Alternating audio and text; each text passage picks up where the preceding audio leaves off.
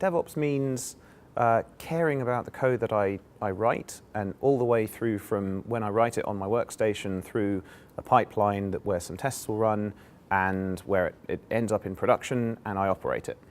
So it's not just chucking it over a series of walls or jumping through a series of hoops. I'm actually on the hook for it where the money is made in production. Culture is mandatory. Culture you need for DevOps to work. You have to have a team of people that are engaged in the product that they're shipping, in the business that they're running. If you don't have a healthy culture around the software that you're shipping, then people start behaving badly, start not caring about the code that they're shipping. It's somebody else's problem is one of the things that creeps in. That doesn't really work when you're trying to ship software at scale to the web, to a set of different disparate customers. At any sort of scale, that just doesn't work well. People are the most important thing. I would say the key business drivers for DevOps adoption are: do I want to remain competitive? It's the 21st century. Can I pivot? Can I change aspects of my system to take advantage of opportunities? Can I react quickly to problems to minimize their impact? Yeah, if I can't do it, my competitors, whether they're large or small, that can do it, will leave me in the dust. Anecdotally, I'd say yes, but I haven't really operated in a non-Windows world to know. I find that DevOps in a Windows world, you have a very monoculture of the technology that you use. The people that tend to work in a Windows environment tend to look at Microsoft first and then look at the rest of the world second. And so, for example, there are lots of advances in non-Microsoft platforms for things like monitoring and alerting and logging and doing this well that haven't crossed this chasm into the Microsoft platform world.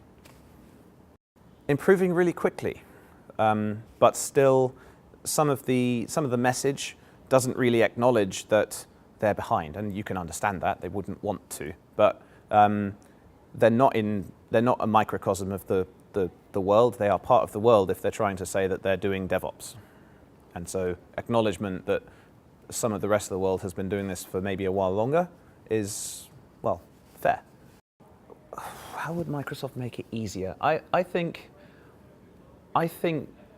getting away from recording documentation in videos, locking it away in videos, would make it easier to find, or at least providing transcripts so that content is searchable on the internet. That would be really useful. Perhaps providing some pre-canned maturity models for transitioning from not DevOps to DevOps on a number of different facets, component health measurements with different scales to plug in, to plug and play, to apply to your own platform and your team. Or your team and then your platform, as the case may be. And I guess also embracing more, and they're doing this more, but more, the open source world, the cross-platform world. And rather than embrace and extend, just try extend.